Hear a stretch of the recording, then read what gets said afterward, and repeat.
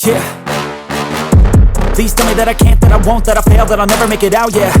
Please tell me all the bad, never good, fill my head full of every single doubt, yeah. Please say any negative thoughts, I pop off when I hear people say I cannot. I get off to the thought of proving everyone wrong, I won't stop to the top, so you better back off and get lost. I'ma stay loud, stay proud, never running out, never heading south. I'll be spreading out, call it word of mouth, can't put me down, I'll be getting loud. You can have your doubts, not what I'm about, have your fucking clout, it be raining now, I keep making sound, go another round, bitch I'm legend bound, can't stop me now.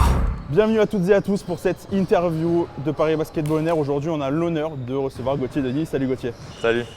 Aujourd'hui, on va parler de ton parcours depuis tes débuts dans le basket, au Havre, à l'INSEP avant, et puis le Paris Basketball évidemment. D'abord, je vais commencer par les tout débuts dans le basket. C'est quoi ton premier souvenir avec le basket? C'est vraiment qu'est-ce qui t'a fait aimer ce sport? Mes premiers souvenirs, je pense que ça doit être ma salle de jeu, voir mon frère jouer au basket. Parce que je viens d'une famille, on va dire, de basketteurs. Mon père et ma mère ont été basketteurs, puis entraîneurs de basket, beaucoup amateurs, concentrés surtout sur la formation. Et je pense que les premiers souvenirs de basket, ça doit être de voir mon frère jouer dans le jardin ou dans la salle de jeu au basket. Toi, tu as commencé à quel âge à jouer au basket? Honnêtement, j'en ai toujours fait. Je pense que j'ai dû commencer à 2 à 3 ans. Dès que j'ai commencé à courir, j'ai fait du basket. C'est quoi qui t'a fait aimer ce sport? Est-ce que tu as peut-être des idoles? T'avais peut-être des idoles quand tu étais gamin? Moi, j'ai pas d'idole connue, mais mon frère, c'était mon idole. Donc, mon frère a 6 ans de plus que moi, donc je voulais faire tout comme lui et jouer avec ses potes. Je pense que c'est ce qui m'a aidé parce qu'il avait, quand on a 5 ans, 10 ans, avoir 6 ans d'écart, ça fait une sacrée différence. Donc, j'étais confronté toujours avec des plus grands et puis j'avais envie de le battre, quoi. Donc, tu jouais en playground, tu jouais à l'intérieur? C'était quoi un peu C'était en playground sur des paniers. Après, j'avais la chance parce que mon père et ma mère étant coach, j'étais toujours dans une salle de basket en fait, donc on avait accès rapidement à des infrastructures correctes, on va dire, à des vrais terrains de basket sur des vrais paniers. Nous, on te voit pendant les matchs, la célébration de Melo. C'est quelqu'un qui t'inspire ou Non, pas du tout. C'est juste la célébration que tu adores? Ouais, en fait, pour être très honnête, pendant très longtemps, j'ai un peu refusé d'avoir ce genre de célébration. Un peu bêtement, ou je sais pas, parce que je trouve que ça apporte de la confiance, mais je m'interdisais un peu de faire ce genre de choses pour vraiment rester concentré sur la performance. Et puis petit à petit, on me chambrait parce que je faisais rien et ça m'a paru être un bon compromis entre faire une célébration et pas trop m'enflammer et pas trop en faire, quoi. En 2012, tu as 15 ans, tu vas au centre fédéral à l'INSEP. Ouais. Parle-nous un peu de cette expérience, qui est la première expérience loin de chez toi en fait. Ouais. Parle-nous un peu de ça. Première expérience loin de chez moi, qui se passe pas forcément très bien. Donc j'arrive à l'INSEP, je mets beaucoup de temps à m'adapter. Honnêtement, ça se passe. J'arrive à l'INSEP, on me dit que j'arrive à l'INSEP dans un peu par la grande porte. On compte sur moi et puis que ça soit humainement, basketement parlant, ça n'a jamais matché avec les coachs et avec l'INSEP en général, le fonctionnement de l'INSEP. Donc à la fin de l'année, j'ai pris la décision, comme chaque année le fonctionnement de l'INSEP c'est de garder en gros la moitié des joueurs. Ils décident de ne pas me garder à l'INSEP. C'était un commun accord tous les deux, vous vouliez pas. Toi tu voulais pas forcément rester? Non, pour être très honnête, moi à ce moment-là, à l'INSEP, c'était par rapport à aujourd'hui, l'INSEP c'était vraiment le gratin. Moi dans ma tête, c'était l'INSEP ou rien quasiment. Avant d'aller à l'INSEP, c'était mon seul et unique objectif. Je ne voyais que par le centre fédéral. Je ne pensais même pas aller dans un centre de formation. Et du coup, ça s'est mal passé, mais malgré tout dans ma tête, pour accéder au très haut niveau, c'était le chemin qu'il fallait avoir. C'était passer par le centre fédéral parce que j'ai grandi avec les générations Tony Parker, Borisio et tout qui sont passés par le centre fédéral. Et pour moi, c'était le chemin à suivre. Donc non, ça a été leur décision de ne pas me garder. Et c'est vrai qu'au début, moi, ça a été une déception. Mais honnêtement, avec le recul maintenant, j'en suis très content parce que j'ai découvert le fonctionnement d'un centre de formation. J'ai rapidement été au contact des pros alors que j'avais 16 ans, 16-17 ans à peine. Donc honnêtement, avec le recul, c'est une très très bonne chose d'être à la fois passé par l'INSEP parce que ça m'a permis de gagner en maturité, mentalement, de m'endurcir sur beaucoup de choses. Quand je suis sorti de l'INSEP, honnêtement, je me sentais un peu invincible parce que j'avais l'impression d'avoir connu quelque chose de dur et d'en sortir vraiment grandi. Donc non, arrivé au centre de formation, j'étais au Havre, au STB Le Havre, j'étais vraiment très content, quoi. Enfin, c'était une agréable surprise en fait. Tu as fait là-bas tes débuts pro quand tu avais 16-17 ans? C'est ça, ouais. Bah, en fait, j'ai fait ma première année, donc j'ai joué en espoir et en cadet. Et après, je suis passé espoir uniquement et je m'entraînais avec les pros. Et j'ai fait donc la deuxième année, je vais avoir ça 17 ans. Mon premier match pro, ouais. Un peu de stress, non, au moment de démarrer, de jouer avec les professionnels, vraiment sur le terrain, et des matchs qui comptent avec les pros? Bon, alors à ce moment-là, je rentrais dans des moments de match où ça comptait pas vraiment. Donc, Non, mais c'est quand même impressionnant peut-être. Ouais, c'était impressionnant. Oui, c'était impressionnant, ouais. Enfin, c'était à 17 ans, première fois, à 17 ans, ouais.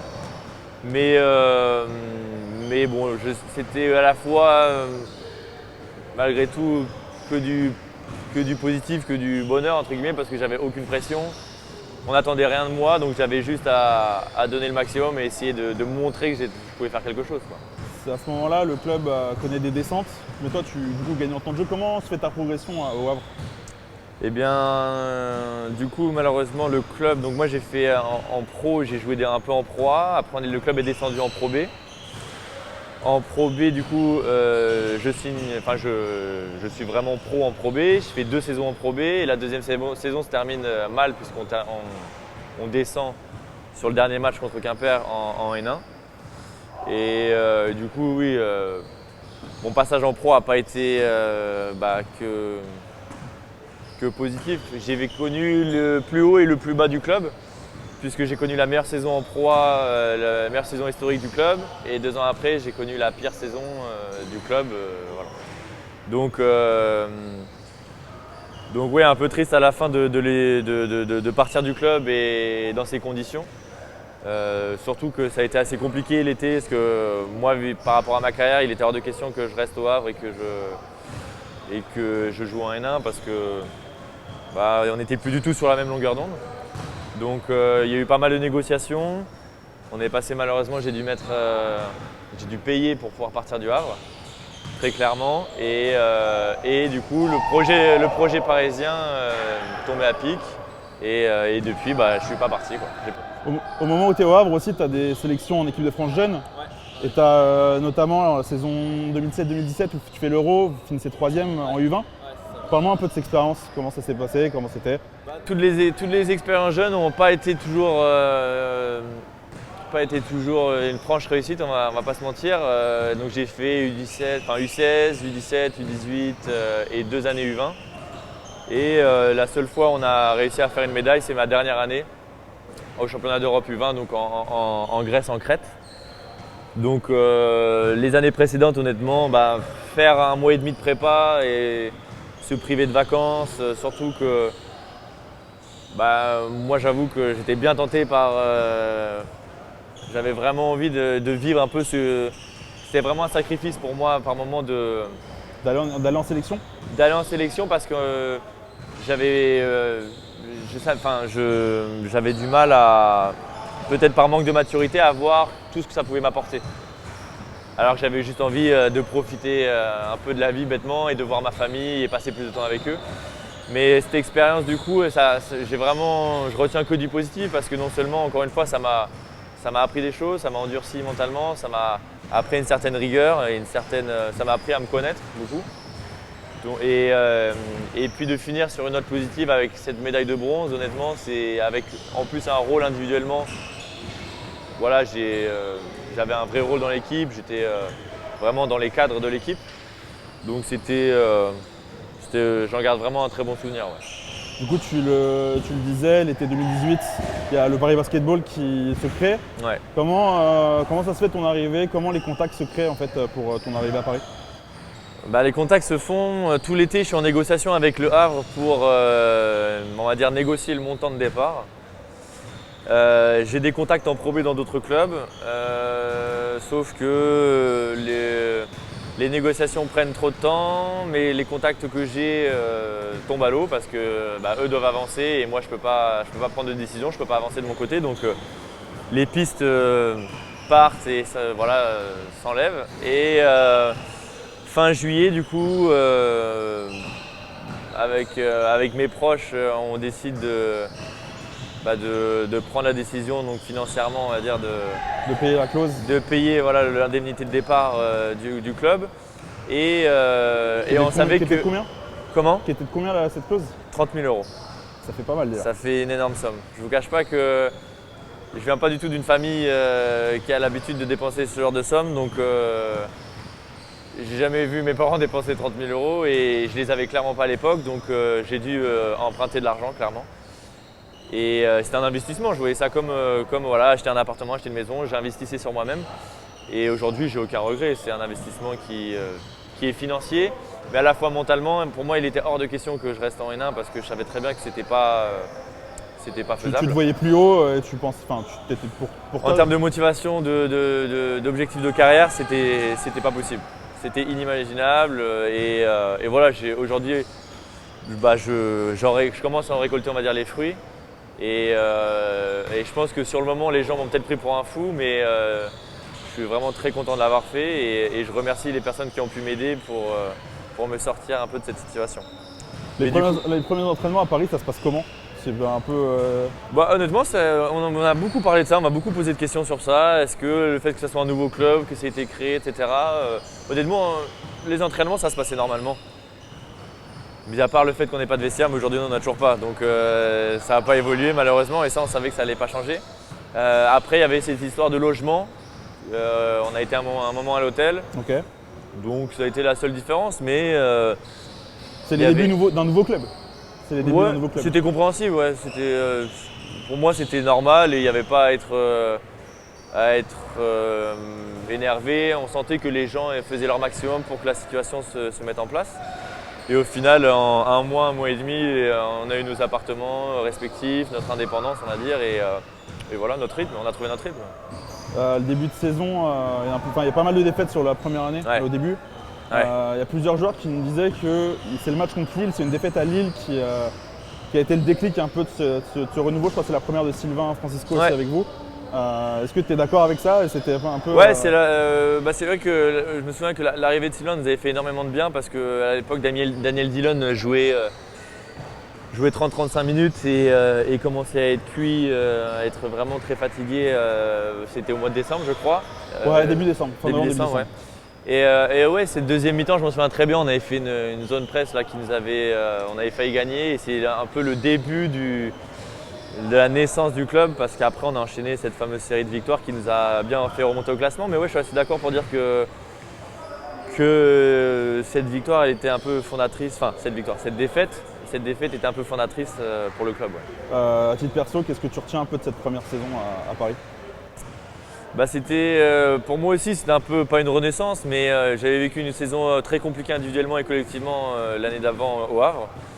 Donc les premiers mois à Paris Basket, honnêtement, j'étais pas hyper rassuré, hyper détendu parce qu'on enchaînait.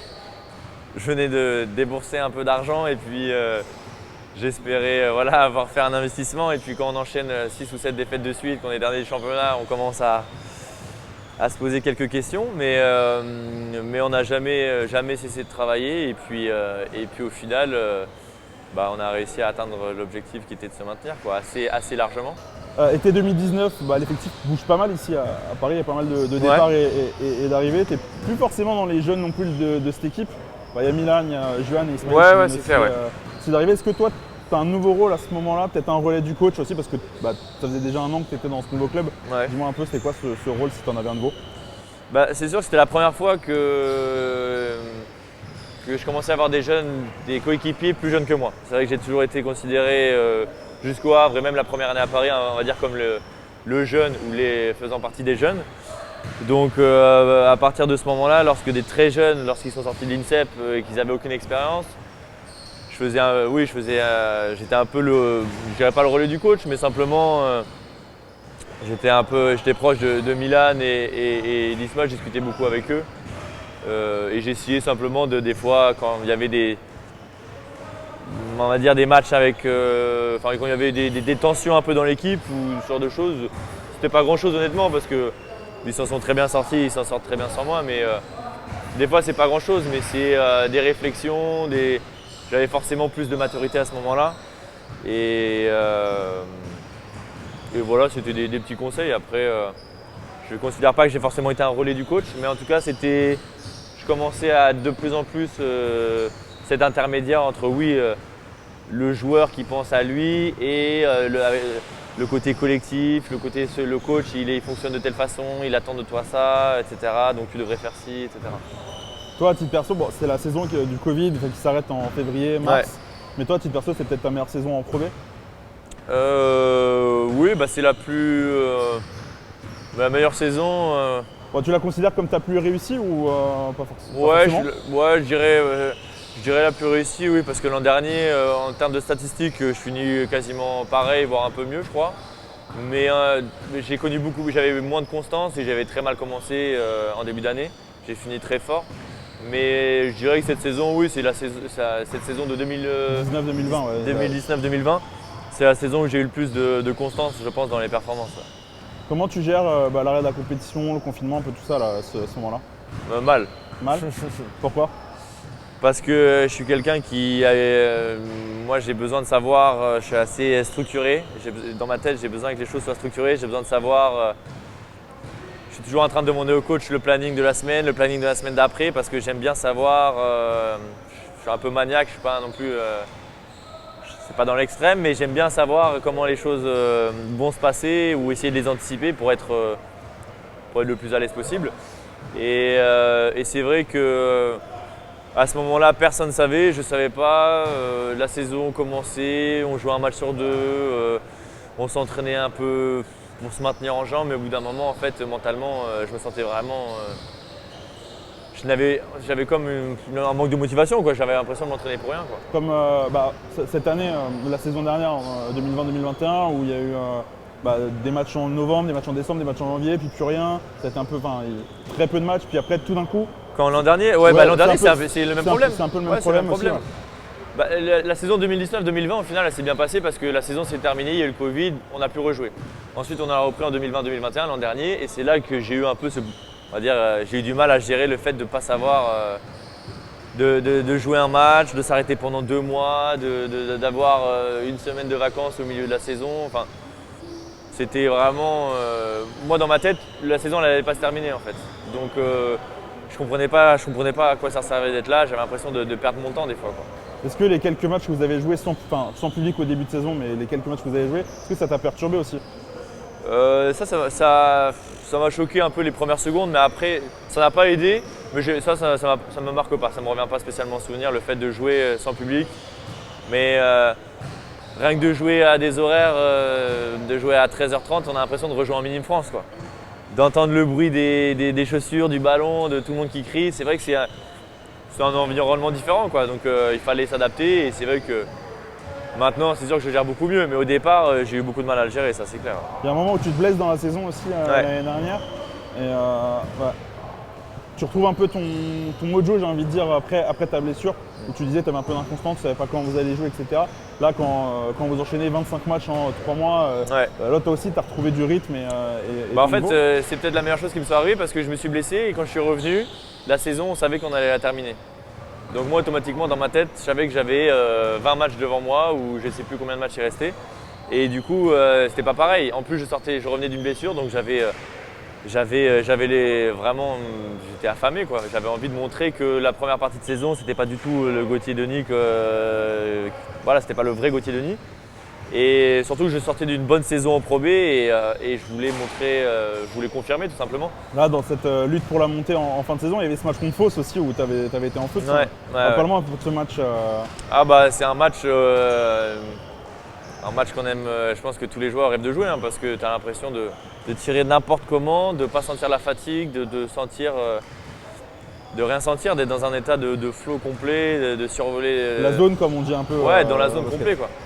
Vraiment, c'est le genre de match qu'on essaie de retrouver et le genre de situation qu'on espère retrouver le plus souvent possible. Tu l'avais déjà eu avant cette espèce d'état En pro, pas autant, non. Pas sur tout un match comme ça. Je l'ai déjà ressenti sur des cartons, des périodes d'un match.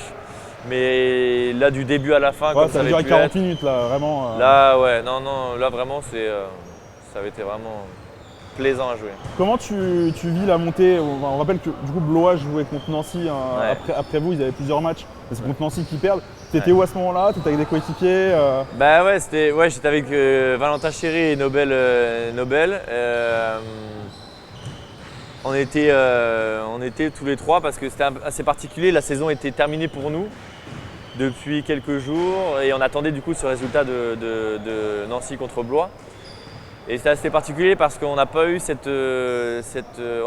notre dernier match était à Lille contre Lille. Donc de notre côté, on s'est dit bon, on a fait le job, on a gagné ce match et il n'y a plus qu'à espérer un faux pas de Blois.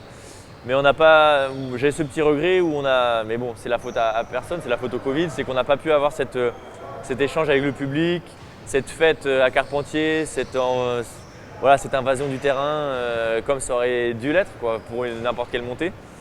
Mais vous l'avez vécu peut-être un peu à Lille.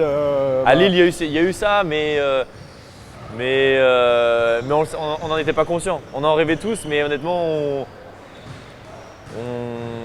c'était pas sûr, quoi. C'était pas sûr. On y croyait quand même, parce qu'à ce moment-là, on sentait que Blois avait vraiment la pression sur ses épaules et on les sentait assez fébriles. Ouais. Nous, on a un message pour toi d'un de tes coéquipiers avec qui tu étais justement pendant le jour de la montée. On va te montrer la vidéo, puis on va en parler après. Ah. Hello mon gars Gucci, j'espère que ça va et que la première partie de saison s'est bien passée pour toi, même si tu sais que je te suis déjà. Et je vais te poser 2-3 questions auxquelles tu vas devoir répondre.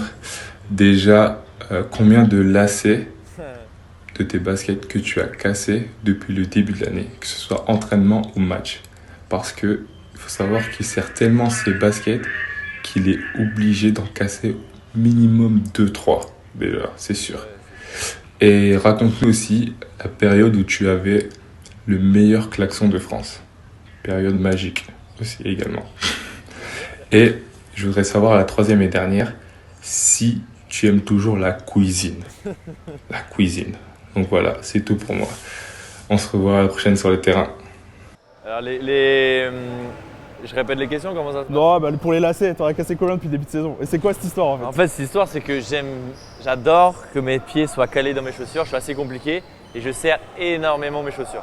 C'est-à-dire que je les serre une première fois, je les serre souvent une deuxième fois et souvent au milieu de l'entraînement, je les resserre une troisième fois parce qu'en fait, forcément, avec le mouvement, ça se détend. Et en fait, j'aime bien serrer. Donc en fait, souvent, c'est même là, je suis arrivé à un tel point où je casse même plus les lacets, c'est que j'arrache carrément la lanière de la chaussure en fait. Parce que les lacets n'ont pas le temps de s'user. Et honnêtement, là, ça doit être je dépense une fortune en chaussures. Hein. Ça doit être ma 6e paire de la saison, mais ouais, 6-7e paire de la saison. Ah ouais, déjà? Ouais, déjà. Et là je suis pas loin de je suis un peu en stress parce qu'il faut vite que j'aille en trouver des nouvelles, quoi.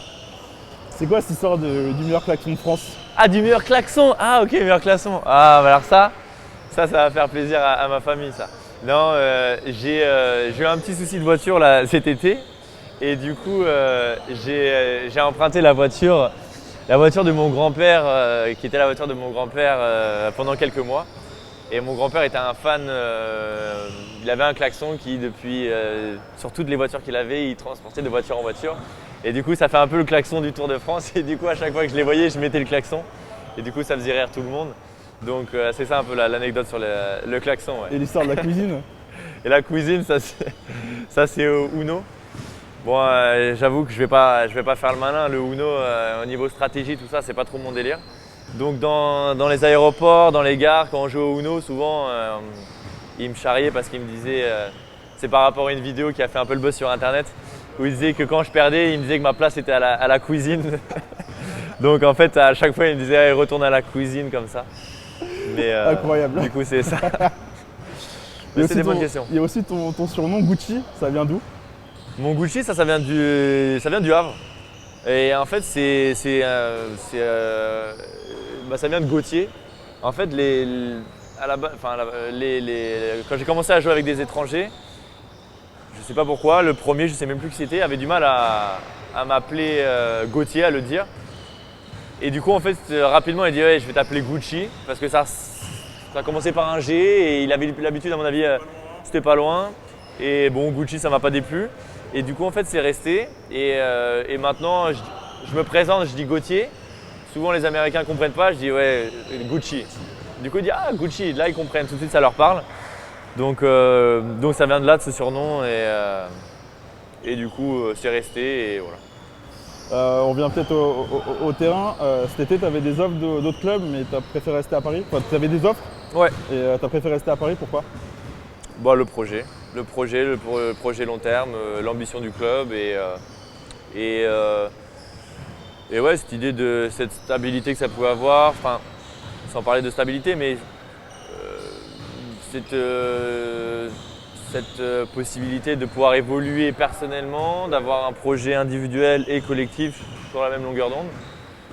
Donc je voulais absolument montrer des choses en Pro B avant et prendre le temps vraiment de montrer, on va dire, de quoi j'étais capable en Pro B avant de partir en Betclic Elite ou en Pro A, pour pas faire l'ascenseur, voilà, et je voulais arriver surtout dans les meilleures conditions possibles en Betclic Elite. Donc voilà, c'était un choix pour le projet général, quoi. Vraiment, c'est pas de la langue de bois. Ouais, c'était vraiment, tu te plaisais ici. Ouais, je me plaisais ici. Alors, bon, après, je vais pas rentrer dans les détails, mais c'était, j'avais possibilité de partir, mais je trouvais que ça aurait été un choix pas très malin, je trouve. Avec Dustin, vous êtes les deux seuls joueurs qui sont là depuis la première année. C'est quoi votre lien à tous les deux entre vous deux? Je suppose qu'il y a un lien fort quand même maintenant. Ouais, forcément. Ouais, forcément, on a vécu, mine de rien, la première année, c'est pas que des bons souvenirs. Enfin, c'est des moments en tout cas difficiles, donc on a traversé tout ensemble, en tout cas au Paris Basket. Et puis en plus, Dustin, c'est quelqu'un qui s'est intégré très facilement. Il apprend le français, il a envie il le parle super bien maintenant. Il le parle super bien. Donc il me pose énormément de questions, il a envie même que je lui apprenne des choses, il me pose des questions sur un peu la culture française ou des mots en français, etc. Donc forcément, en plus on a l'habitude de shooter ensemble, on passe du temps ensemble et après 4 ans, forcément on tisse des liens plus forts qu'avec quelqu'un avec qui tu as joué uniquement 6 mois, quoi. T'as déjà joué du coup à Bercy avec Paris il y a 2 ans. Ouais. Rappelle-moi un peu ce match. Qu'est-ce que tu en gardes? Est-ce que tu fais un comparatif entre celui que tu vas jouer et celui que tu as joué? Qu'est-ce qui serait? Entre celui que je vais jouer entre celui contre Aix-Maurienne qui était en 2020 et celui que vous allez jouer là, qu'est-ce qui a changé? Et d'ailleurs, Aix-Maurienne, vous avez perdu. C'est ça en fait, ce que j'allais dire, c'est qu'au final, c'est un souvenir qui a été un peu gâché par la performance, par le résultat. Et en plus, c'est le jour, je me souviens très bien, c'est le jour où Kobe est décédé. Et je me souviens que ça avait rajouté vraiment une ambiance un peu négative dans les salons d'après-match. Mais ouais, ça reste malgré tout une bonne expérience. De toute façon, depuis le début de ma carrière, souvent, même que ce soit les différentes descentes que j'ai pu faire ou les mauvais moments par lesquels j'ai pu passer, j'essaie vraiment toujours de me dire que ça reste des expériences et que d'une manière ou d'une autre, ça te renforce, quoi. C'est quoi le moment le plus fort de ta carrière jusqu'à là? Le moment le plus fort de ma carrière? Il n'est pas encore arrivé. Hein. Il n'est pas encore arrivé? Il n'est pas encore arrivé. Merci Gauthier, c'était cool. Nous on se retrouve pour une prochaine interview bientôt. Ciao. Salut.